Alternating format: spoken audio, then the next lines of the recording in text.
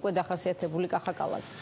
ცოტა კრიტიკული ვიქნები და ვიტყვი რომ 1 საათია ჩვენ აქ ვსჯელობთ, მაგრამ ამ მსჯელობებში ძალიან ცოტა იყო პოლიტიკური შეფასებები, მთლიანად გემოვნებაზე იყო ლაპარაკი და ძალიან ნიშანდობლივი იყო აი მაგალითად ქალბატონი ხათუნას მიერ კახიკალაძის პრეზენტაცია, რომელიც აი ორ ნაწილად გაიყო რა, ერთი ის რომ კარგი შესახედი და კარგი ვიზუალის ადამიანია და მეორე ძალიან კარგი ოჯახი ბატონო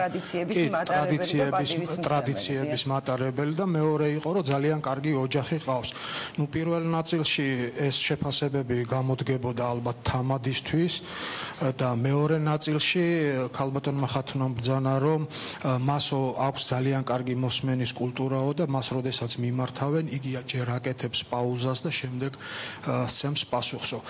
ეს ძალიან კარგი თვისებაა პრაქტიკოსი ფსიქოლოგისთვის, მაგრამ ჩვენ ვლაპარაკობთ ამ სტუდიაში პრეზიდენტის უნდა მივარდეს და ატეხოს და მერს დაესხას თავზე. თუ მომისმენთ აგიხსნით. აქ ჩვენ ამ სტუდიაში ვლაპარაკობთ პრეზიდენტის შემდეგ ყველაზე მაღალი ლეგიტიმაციის მქონე პოლიტიკური ფიგურის არჩევნებზე. და აქედან გამომდინარე ჩვენ პირველ რიგში წინა პლანზე უნდა გამოვიტანოთ პოლიტიკური ასპექტები.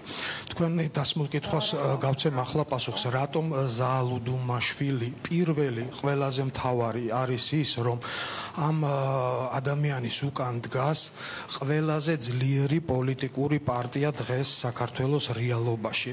ყველაზე ძლიერი, იმიტომ რომ მაგალითად სახელმწიფო პარტიას მე ესე კლასიკური გაგებით როგორც პოლიტიკურ პარტიას არ უყურებ, იმიტომ რომ თავის დროზე და დღესაც ეს იყო გარკვეული კონიუნქტურული ინტერესებით შექმნილი ადამიანების გაერთიანება.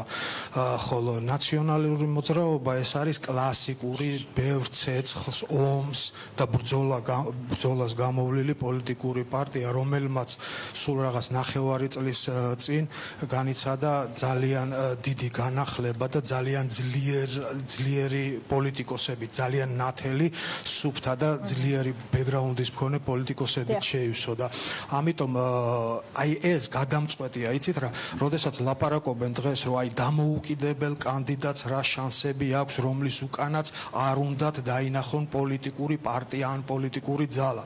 მე გეტყვით რომ ასეთი კანდიდატის გამარჯვების შანსი არსებობს მხოლოდ ბანანის რესპუბლიკებში, სადაც ზოგადად პოლიტიკა როგორც ასეთი არ არსებობს. ნებისმიერი პოლიტიკოსის უკან უნდა იყოს ძალიან ძლიერი პარტია, თავისი ძლიერი სტრუქტურით და თავისი რესურსებით, კლასიკური გაგებით.